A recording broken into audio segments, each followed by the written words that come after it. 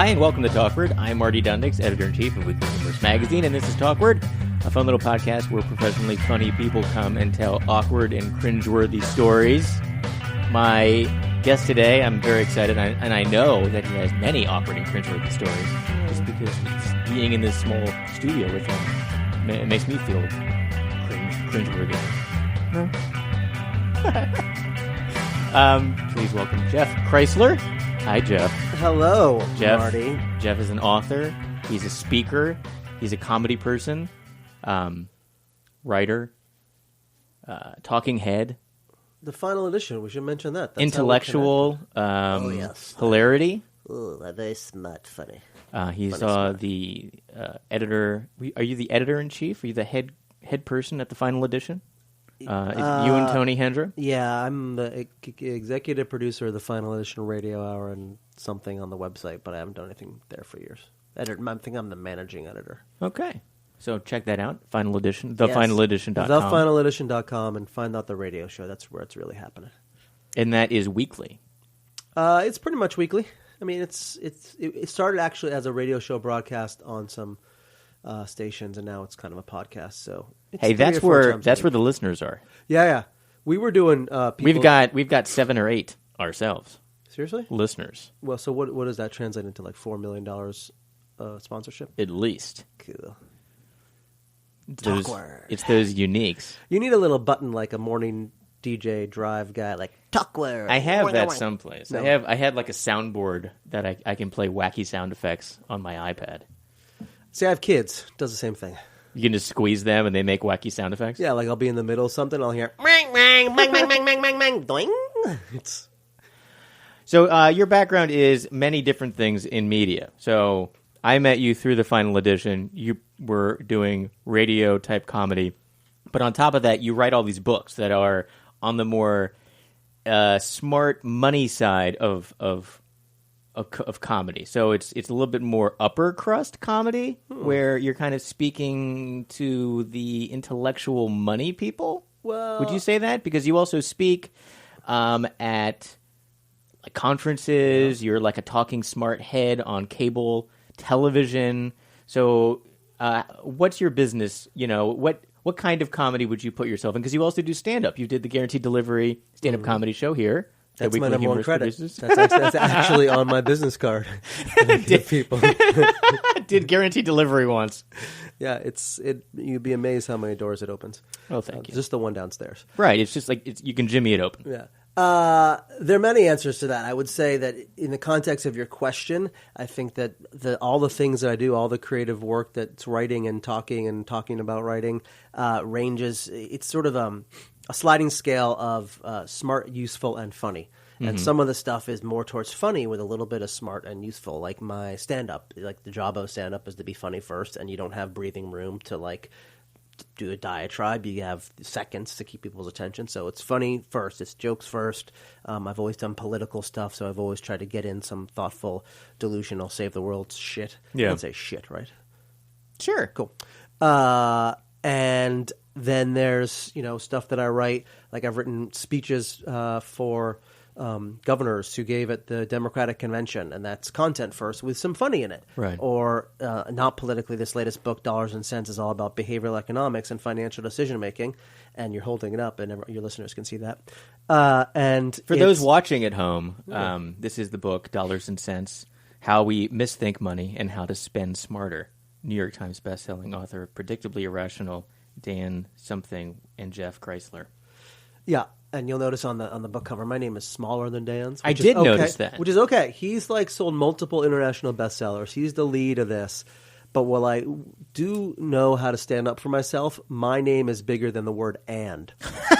In the original design, it was the same as the word and. I'm like, listen, and did not contribute to this book. I did. And they're like, well. That's great. So anyway, that book is more like it's about the content, and there's humor in there. I mean, as I'm sure your listeners know, humor is a great way to get people engaged and a great way to get people thinking about and talking about topics that they might not otherwise.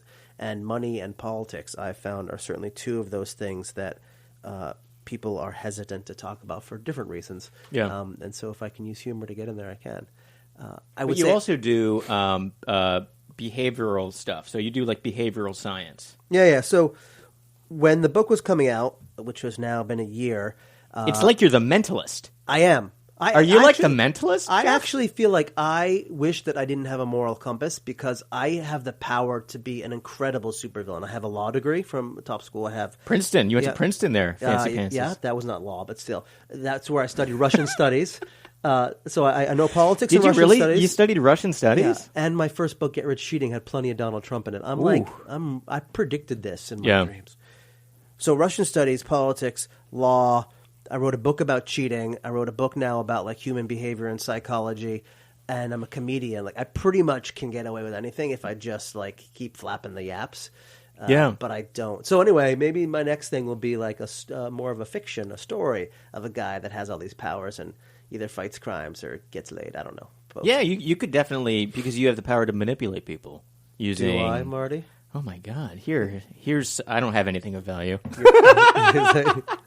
Not anymore. You don't. Here's my keys. But yeah. So I mean, how did you go from college and law to being this sort of mashup of stand-up, intellectual author, Burning Man, Burning Man, really? Two or five times. Yeah. That story is going to be the subject of my next book. I'm sorry, Dad. But basically, I was always fascinated by the power of words. When it was about the law, it was like, oh my God, these constitutions that we write around the world, and I worked with a guy who wrote constitutions, which is kind of crazy, they shape society, they shape our interactions. Legal contracts shape how we can behave with one another. Words can like shape so much in the way they're delivered, the way they're crafted. And so that was always a fascination of mine in politics and in Russian studies. Like I focused on the Russian media, law, and that channel that the Russian cable news. Yeah, RT. Yeah. RT, yes. It was on at the gym. It was on at my gym, and I was like on the elliptical. I was at the gym at the Blink, and they have they have TVs, and they have all these many TVs, and they're all running things. It's like TNT's running reruns of Law and Order, and you're watching MSNBC, and then RT was one of them. And I was like, I don't know why am I getting shoved Russian propaganda at the gym? What's going on here? Well, what was Fox News on? No. Oh, and I thought it was really strange that this channel was on it like a regular gym. Like I felt like it was someone manipulating with the news, right? With the fake news. Like it was seeping into me just as I'm on the elliptical, cheating and pushing the thing up so that the calories go faster and I add weight to the thing. And I was like, why is this like subliminally I'm watching a news station that's just like making things up? But I don't know. You should ask your gym director. I was like, who's in charge of this? Yeah, right? It's everywhere. Well, see, what they do is they put it in gyms so that people get in shape, and then those are the people that they have in the ground forces when they attack. I don't know. I felt very uncomfortable. I was going to say something, but then I didn't. No, that's because I got tired. That's how they get because you. I was at the gym. Yeah. So the point is, words are really powerful and cool, and then I saw comedy as this place where you could talk about anything as long as you're funny, and being crafty with words is fun. It works. Did you use this manipulation and comedy and intellect to land your wife? Since she's probably not going to listen to this, yes. Nice. Because you're married with 2 kids now. Yes, I believe. You look. The amount of tired you look makes me think 2 kids. They're a blessing, and I suggest. Anyway, I will say one is brand new, right? Yeah, we just got her at the shop. Yeah. There was a little she had a little glitch, so we returned her. But yeah, she's brand new. They're awesome because they laugh at like the same type of jokes over and over again. Mm-hmm. And most times you do comedy, like you have to find new audiences. That's the real challenge. Keep building because you want to do the same shit. Yeah. For this, it's like I got the same audience. Because they have memories of like a goldfish right now. Not just that they don't remember, but like they think Goo Goo Gaga is killer, which it is. Although it's originally a Carlin bit. I don't know if you. You can't rip that off. Did I manipulate my wife? I don't think so. I did tell her, I did mention within the first couple hours that I'd gone to Princeton. Which probably, but that was in passing, because at the time I was one of those guys like, where'd you go to college? I went to New Jersey, right? Or people like, where'd you go? I went to Cambridge, right? I downplayed it. I was more like, I'm a comedian, I'm an artist, because she was an actor at the time. And I'm like, I'm creative. I'm a stand-up. Did you guys meet in the acting type world? Yeah, so we met on July 4th. A friend of ours, mutual friend, has a family barbecue every July 4th on Stinson Beach outside San Francisco. We met.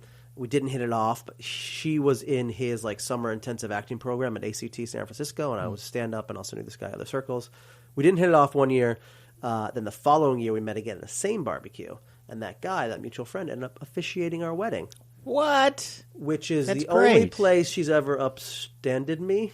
Is that the word? Did you get married at the next year's barbecue? No, but there was a barbecue involved. That's nice. My balls. They were barbecued. I don't know what that What? Is this part of the awkward and cringeworthy story part? No, but since you brought up the yes. Marriage is what brings us. So I guess what I'm saying is marriage is a manipulation, and good luck. That sounds great. This is the Dollars and Cents is the newest book. Yeah. How many books have you written? 2 whole books and parts of other books. And So the first book was the one Get Rich Cheating. Yes. Okay. Which is more relevant now than ever. It seems to be. Yeah. Because I have a copy of that in the library here too, and I don't know You don't have to get it out. if I have it. I can't possibly get it Wow, out. you're holding it. How incredible. Oh yeah, it's big. I believe it's green. Yeah, there's Yeah, green in it. I have it. That was awesome. What is that about? That's about. That's a that satire like Stephen Colbert meets Jim Cramer or Tony Robbins. Like, it's how to get rich cheating. Yeah. And it's basically step by step. Like, you need this and that and that to either do steroids or manipulate financial stuff or steal elections or get on the Hollywood casting couch. And it's just all this stuff. And Trump is in there for certainly in the bankruptcy section and boasting, and it's just it was overinflating. Yeah. And then almost gaslighting yourself to the point where people believe it. Right. Yeah, just being an own brand, creating your own Because thing. his first lies were getting in the was it the Forbes 100 like richest people or something? He just and he inflated. He talked his way into it, and he was nowhere near the minimum. Yeah, he was like he's built on nothing. He's a paper tiger. Yeah. And I don't know if it'll happen. My hope is like everything about his whole life of scam crumbles down. I mean, it did. Like that New York Times report about the tax fraud he and his dad did. That's basically like, look, he is nothing. But nothing sticks, right? It sticks. I don't know how far down the road of tribalism and confirmation bias you want to go, but some people don't give a shit, right? Like they want their guy. They've bought in, and the people that already think he's scum don't need further evidence. I feel like everybody knows that he's a crook, but they just don't feel like going through the motion of getting him out of office because that might disrupt the economy and disrupt the nation to a point where they don't want to do it. So they're just kind of waiting it out, I feel like they're discrediting him as much as possible, and then they're going to be like, okay, 2 more years, and then we're done with this. I guess so, but also the tools to get him out are all controlled by people that are benefiting from him being there, just by the nature of his party affiliation. I was reading something in, I think it was the New York Times, but I really find it fascinating when they go back and you hear about presidential history from like the 1800s or something like that, and how things were really effed up, and hilariously, like people were drunk all the time, and it was when Lincoln had gotten assassinated, and his vice president was, I want to say, a man. He was a white man. I remember that for sure. I don't think he was Zachary Taylor. Jesus, I don't remember. Wasn't he that the guy from Full House? Stop. But whoever it was horrible, and he was like super racist and totally against.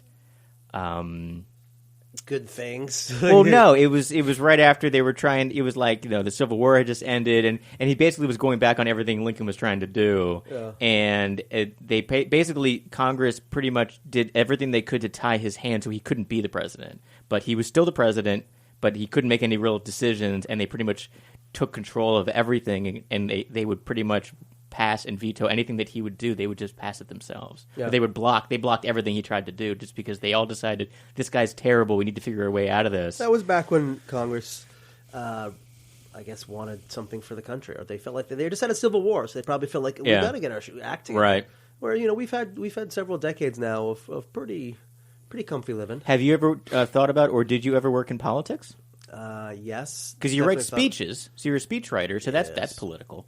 Yeah, I thought about it. I mean, I went to law school to be Thurgood Marshall or Thomas Jefferson. Both those jobs are taken, and I thought about getting more involved in it. In fact, I had interviews to be the speechwriter for Bill de Blasio and for Andrew Cuomo. Andrew Cuomo? No, Perry Como. Who's the governor? Perry Como sings very nicely. Yeah. I didn't get those jobs, and I'm kind of glad I did.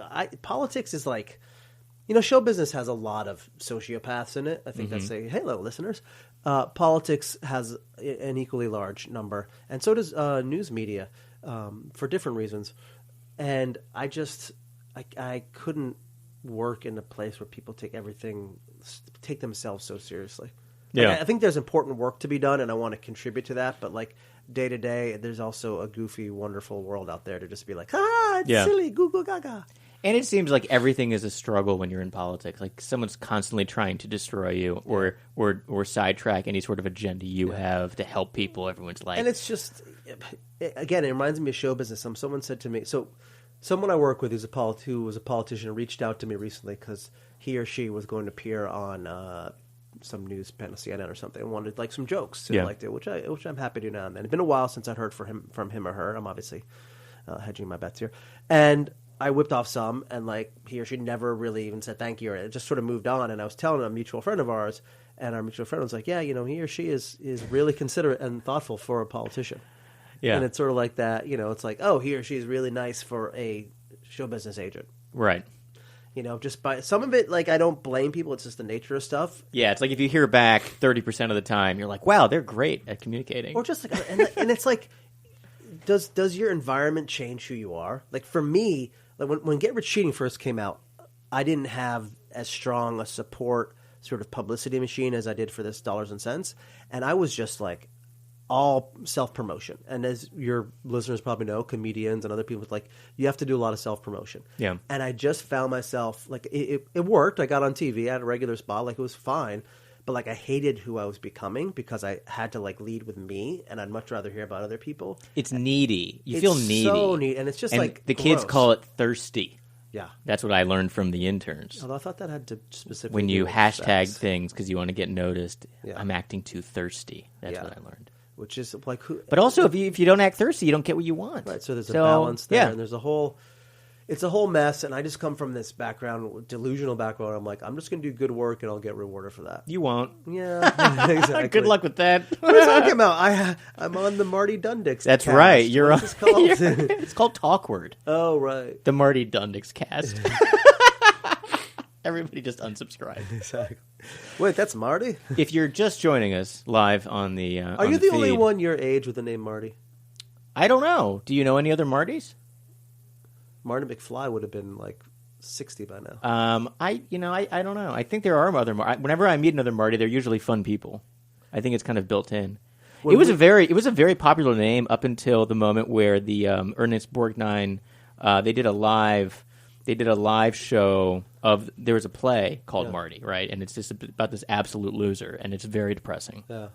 And his name is Marty, and then it was like the first live programming on television was the television broadcast of this play Marty, and it was very widely. I mean, it was like the number one. It was everybody watched it. It was a revolutionary moment in television. There was no options. And This was a big deal to do a live television show, and it pretty much made the name Marty associated with like the biggest loser in history. And I've looked at graphs of this, and the name Marty was incredibly popular. Up until that point, it dropped to like 0%. And it never really regained. It regained a bit from Back to the Future.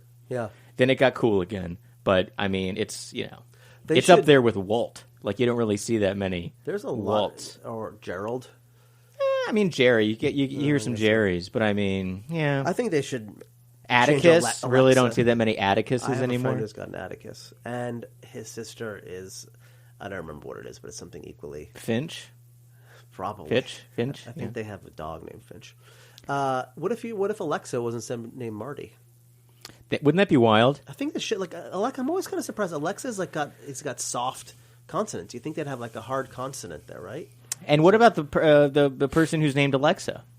No, she's just like, you talking to me? Oh, you're not talking to me. Are you talking to me? No, you're talking to the robot. Okay, that was the worst De Niro impression. Are you talking to me? Heard. I didn't. I wasn't doing. So I guess the point is, books are sweet. I will say, can I do my little I'll attempt to make it like a minute and a half or less little diatribe, not diatribe, a little thing on. Sure. So if you're just joining us, we're here with Jeff Kreisler, author of the book Dollars and Cents. I'm about to break this shit down. In bookstores now. So this is about the road where comedy can take people and unexpected places, and I would certainly say I'm in an unexpected place now, giving talks about behavioral economics that are funny and writing books and running this website, People Science, and all this other stuff. I like to think, and I think I'm accurate at this, like I'm a good comedian, maybe a very good comedian, but that's not enough in show business. I'm talking about stand-up. You have to be extraordinary. Like I remember working, doing open mics with like Donald Glover and Baron Vaughn and some others who were just like undeniable talents, right? They're going to make it no matter what. But in show business, as like just a stand-up, for instance, you have to be really good, and you also maybe have to have some fortune, some connections. You have to have other stuff happen. And we're talking about a moment ago, like how it changes you, makes you thirsty, makes you like desperate. Like it's a really hard industry because there's no like, here's the path, just work hard. Right? It's a lot out of your control. I often talk about my friend Kamal Bell. You probably know. We were in San Francisco together. He started a few years before me. Brilliant comedian, kind guy, and he was touring. And I don't want to misrepresent his story, so we can check on it. But basically, he was touring with his show, the W. Kamau Bell Curve, and he was considering sort of pulling back from stand-up because he had a family to support, everything. And Chris Rock came to his show, his live show, and was like, hey, I want to take you under my wing and help you out. And that really boosted his career. He deserves it. He's smart. He's funny. He's considerate. But what if Chris Rock had the flu? Exactly. Right? Yeah. What if he hadn't come? So this whole industry is so messed up, and it can mess with your heads.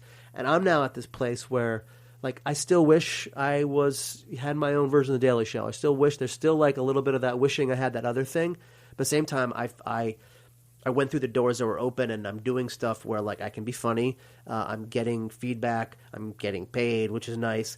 And in some ways, for me, I'm actually helping people. Like I'm not just delusionally being like George Bush is an asshole. Right. It's like I'm giving them tools to improve their life. And it's really hard to look up from that grind of comedy. Like I want to write for this Netflix show. I want to be on this other show. I want to make a movie, and think about the other stuff that you can do with it that can be just as rewarding. Yeah. So to people that are like struggling with that, think about what it is that you want out of comedy. Like I want people to laugh at me, or I want money, or whatever it is, and realize that there are other avenues for that. Especially now when comedy as a communication tool is more like respected throughout everything. Yeah. Anyway, that's my little like. So it's almost like you're thinking outside of the box by thinking of a new box.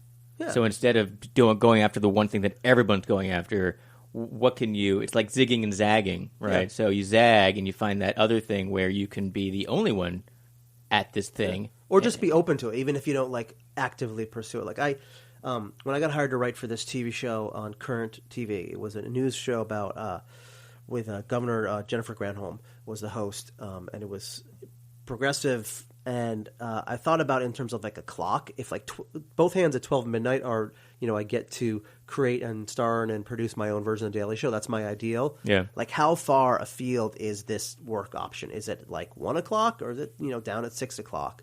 And so if it's close, most people in the world are not working at 12 o'clock, right? They're lucky if they're working between 9 and 3, and I'm doing a lot of visual metaphors on the radio. So, like, if it's close, like, that's great. Yeah. Most people go to a job that just sucks, and they're just all they have as a reward is the money. And so, finding something else is good. I'm done with my grand philosophy because, like, later today I'll, like, hate everything again. But that's how I feel right now.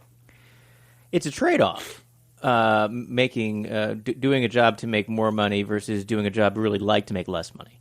I feel like that's something that everybody has to choose, or does choose. They choose early in life, or then they change it up midlife when they realize that they aren't happy at all what they're doing, and then they have this whole life change. Yeah, it's probably better. I've consistently had jobs where I've been happy and doing what I wanted to do, but I've never made any money at it. Like Final edition for me. I've made enough money to claw together a living. But I've never been at a job where I'm just punching a clock and I'm dreading every day, but I'm getting paid enough. Which is awesome. Congratulations. Yeah, but I mean, there's definitely that. There's definitely that. There's like two sides of the coin in the United States. I feel like that's what people have to do. Right. So it's fascinating. So in some of the work I'm doing now with from out of the book and this website, People Science, about behavioral science, it looks at motivation and incentives, and it looks a lot about non-monetary rewards. And I won't bore everybody, but basically, there's studies. Too late. People, they're not. If you're there, wave your hands. If you're at a company, you can give somebody a bonus, like a $5,000 bonus if they hit some target. Right. Or you could give them a trip to Hawaii that costs the company $3,000. And it turns out, based upon all these studies, that that trip to Hawaii has much greater value than the cash. It has much greater motivational force because it's comp, but you get to imagine it, you get to take your family, it's special. Remember, the point being when we measure stuff, our value and our worth just on money, we're missing out on a lot of things. Yeah. Now, you have to get a certain level of income because you just have to survive. Otherwise, you're in a scarcity mindset. But if you can get to, like you said, that place where you're making enough money and then doing something you really like, that's more than most people get. No one will ever lay on their deathbed wishing they spent more time with their money. Exactly. Except for Trump. Or his pretend money. God. Sorry. Didn't mean to do that. So what are you working on right now? I saw. I mean, the book got a lot of press. It's still getting press. It's crazy. It's working with the pro tip: work with people that are better than you. My co-author Dan Ariely is much better than me at everything. Yeah. And we just got a best of list a week ago from a book that's been out for a year. It's interesting also because there's many different types of publishing, books, types of books, and this is a smart financial type guidebook. So you're not writing a fiction, nonfiction, historical, whatever. You're very niche, and the people that like you in that niche, they're very intellectual types. So it's neat to be in a narrow focus of the top. Smart money people who like reading this because there's definitely a whole line of books that are not necessarily self-help, but they're businessy books. Yeah. There's certain people that only read businessy. My father is a businessy guy. He runs a small company, and I've never seen him reading a novel. Catcher in the Rye. Exactly. He's reading businessy books that have to do with his business, improving his business. He loves businessy books. So I am following everything you say, but I will take exception that our attempt here, and what I think we were successful, is to broaden it. I think that's why my co-author has written those, but I always talk about him as a TED Talk NPR guy. That crowd loves him, the intellectuals. But we wanted this book tells stories about everyday people. That's sort of why he brought me on, to make it more accessible to everyone, because everyone has problems with money, financial decision-making mistakes. They overspend. It's the holidays, right? People spend too much. So we tried to broaden it beyond just business people. It helps. What's a major tip, or what's the top few easy tips that are the accessible and can help anybody type things that are in the book? There's a principle called relativity, which is basically, when we think about sale prices, people are more likely to buy a $60 shirt that was $100. Now it's 40% off than just a $60 shirt, because it's complex, but we fall for that comparison. And the tip is don't fall for sale prices. Don't think about what you're saving. You're not saving anything. You're actually spending an amount. That what I like to do, because I'm guilty of that, and I'm always I gotta buy. I have to take advantage of this deal. Yeah, I don't know. I was brought up that way. That's how my it's mom marketing, is. Baby. Right? Scarcity, get it? And it is. It totally. And I'm like a reformed hoarder. Absolutely reformed hoarder. I used to have. I purged my apartment. I used to have so much unnecessary stuff, and I am definitely guilty of seeing something. I'm like, oh my god, that's a great deal. I need to buy 10. And now I'm thinking, but it's a great deal. If I don't buy any of it, I save 100%. Exactly. And I have to say that to myself all the time. If I'll go to the grocery store and I'll pick up a lot of stuff, and then I'll go and I'll put half of it back. And I think, I feel so great. I just saved $13 because I didn't buy any of the stuff that I don't really need. You only buy $26 worth of groceries? Less, probably less. Oh, single life. I know. You can just Goya black beans. You can use them for every meal. You can. You can. It's remarkably gassy. Yeah. So that's what we are in a small studio. Was that what that was? I don't know. That's just how this. I think I stepped on a duck. That's one that everyone gets me. I get people that I don't even know, like either email me with curses or praise because they're like, "Now I can't go shopping, you dick," or "Thank you, I can't go shopping." Yeah. That's what. And I will say, well, there's a ton of cool stuff in here that I had no idea about. But one thing everyone should be aware of is this thing called the pain of paying.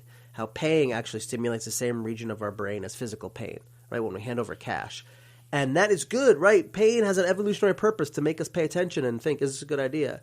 But what we've done with financial technology, from credit cards to Apple Pay to Easy Pass, is we make it so we don't feel that pain, and that means we don't think about those payments. Definitely. And so beware, like all this new cool apps that make spending easy, makes spending easy, makes it so you don't think about it. Way too easy. Yes. That money just goes. Right. It's if you're dropping $1,000, you can take a minute to write a check or whatever. Put it back. Kids do. Rethink. Yeah. So because I feel like you'll get on kicks where something is a luxury that you start abusing because you don't feel that you're spending the money, and I think that's Uber, where I'll get myself very addicted to Uber because it's so convenient and it's so nice to have them just pick you right up and take you where you need to go, and there's no transaction at the end. You get out, you know. And that's the difference with taking a cab. And I took so many Ubers recently when I was on a business trip to Los Angeles, and I really didn't think about any. I thought I did such a good job on spending, and then I really looked at it, and I was like, "Oh my God, I spent so much. I could have just bought a car. I didn't need to take none all of the these cash Ubers. left my wallet, but why is my credit card company calling me?" Yeah, Yeah, so, definitely. Uber is so awesome. I mean, awesome in quotes about using all this behavioral stuff. Because the other thing, you look at Uber, you turn it on, and it shows you like how far your car is, and like it's coming. And that, like when people show you the effort that's going into something like that, it makes the wait time seem less. Yeah, because you're showing, oh, the car's coming, or you're not just waiting 5 minutes. The anticipation, you know, it's the management of expectations, and it's Amazon, Uber, Apple. They're all like amazing at this manipulation stuff, and amazing I use again. Are you a stock guy? Do you do financial markety type things? I do a little bit. I've taught. I mean, I know some of the behavioral stuff behind investing. It seems very behavioral science based. So stock this is what trading. This is what blew my mind. I feel like emotions drive so many dips and rises in these markets. Yeah, a tweet. People tweet something, and it crashes things, and it ends companies. And you got Elon Musk tweeting some bullshit dumb thing, and then all of a sudden, boom! They're gonna like remove him from his company because capitalism is a fraud, man. Right? You're just like, what's going on? Someone tweeted a hashtag, and all of a sudden, everyone's selling off. You know, it is totally emotional, and I had this instinct about it, but I didn't know until I dug in there. A friend of mine runs a company called Essentia Analytics. It's great if you're investing people to check it out. And it's all about like dealing with investors, like fund managers, and their emotions and their behavioral thing. Because like even pros, or you think investing is like just a numbers game. No, it's not. Like you get on tilt like you do if you're gambling, right? Yeah. Like you lose a bunch so you want to make it up, or you just like you think you're winning so you act like quickly because you can make no mistakes. And like all this behavioral stuff and all this emotional stuff affects all of our financial decision making, whether it's like buying that $60 sweater or like investing in pets.com. I mean, it's crazy. We're all emotional, quivering beings. Yeah. And you should send me money. I have PayPal. Just send me money to learn more. You know, I just set up a Shopify. Have you ever heard of Shopify? I love Shopify. Yeah. Weeklyhumoristshop.com. If you want to buy great humor gifts for the holidays, use code humorist10 for 10% off your first order. Wow, you could almost be a radio person. Great stuff. And I'll put a link to your book when we put this up on the site, and people can buy it from Amazon, I'm assuming. Is there an e-reader? You can buy it everywhere. The audiobook actually won an award. Who's reading it? Is It's it this guy Simon Jones. He's this awesome British actor, and I was very so he has a British accent. Yeah, which I was Nice. hesitant. 'Cause Makes it's everything like, sound smarter. how is he going to do my dick jokes in British? And then the shopper put his penis on the credit card machine. That's my British. Is that in the book? Are there penis jokes in the book? Not explicitly. Can I tell you one joke that didn't make it, and I didn't want it to make The it? first title was actually Dollars and Cents and Penis Jokes, but then it got edited. Just like how the Jeff's name is smaller on the cover. The penis was smaller too. I was like, listen, we can either enlarge my penis or my name. They're like, well, we can't do the impossible, so your name is going to be bigger. Your name is going to be bigger. Yeah. So there's one joke that got cut out. Tell us the by joke. cut out meaning like I knew it wouldn't make it, and I was just sort of joking with my co-author about putting it in there. But we have this visual where it's like a bunch of circles, and you're like supposed to look and compare the sizes, and it's a long, complex thing. But the circles are all like these dark black circles. And so for like, you put a little caption on the bottom of images. I wrote "Black size matters," and I feel like that would have changed the whole tenor of the book. Yeah. It would have politicized things unnecessarily. Yeah. So I'm just kind of being quiet now for your listeners the chance to catch their breath from thinking about a financial decision-making book with black size matters. Yeah. I shouldn't have. We can delete all this, right? The whole thing. The whole thing's live. Can you just like repost someone's Better interview? No. Ooh. Do you have other books you're going to be writing? Yes, but I don't know what they are yet. I'm in an incubation phase right now. I've got a book out. I've got a website. I'm doing all this speaking. What's the website? peoplescience.com. And the website is behavioral sciences. I've seen a lot of news bits about this on the LinkedIn. Yeah. It's all that's all behavioral science for what it's all about. Like you learn about it, how you can apply it, the challenges, the ethics, the costs, and all that. It's a thing. It's not a humor site though. It's humorous. And Final Edition Radio Hour is still going. I'm still doing stand up. I'm speaking, and I'm trying to decide what the next project to bite off is. The longer I've been at this, the more like I don't just leap into projects anymore because I know it takes a lot to get something done right. Well, for the final edition, I mean, you're partnered up with Tony Hendra, who's a legendary satirist. See, and that's I mean, I listened to it. They broadcast it. I believe they broadcast that live when they do it. They stream it. So most of our production now is out of our LA office. We started here in New York with a great team that was awesome. All the teams were awesome. And then one of our key players from that moved out to LA and started gathering an LA crew of like comedians and writers. And who are the LA people? There's a bunch of them. You can drop some of their most popular people's names, and then they can be happy that you mentioned them. Yeah, but what if by like random chance they're listening and I don't mention them? Barry Lank runs it. Okay. And there are other people on there. Jessica Park is on it. Okay. Keith Saltones is on it. Yeah, I've seen Keith. Keith's good on the internet. He's good at the social media. He is very good at that. There's a girl that was New York-based, and then she moved to L.A., and she always posts things. Well, Jessica Park does that. She's one of those, and so is that other person. And then there's that Samantha Moon. Gurwitz. Can't remember her name. Moon. Yeah. I don't know. Soleil Moon Frye? Nah. Anyway, they're great. It's mostly broadcast. Our production is mostly in LA now, just because of life.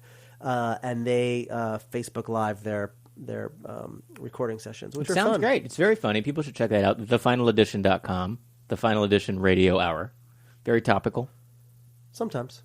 It's also satire with teeth. Right? Yeah, we've had a lot of taglines. We were ferociously disrespectful. Ferociously disrespectful. We did a whole thing for Howl, which is part of Earwolf, on the Supreme Court, like a 3-part series, which has predicted what recently happened. Really? Yeah.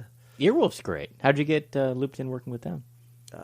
Remember I was talking about my little penis earlier? Yeah. They were impressed.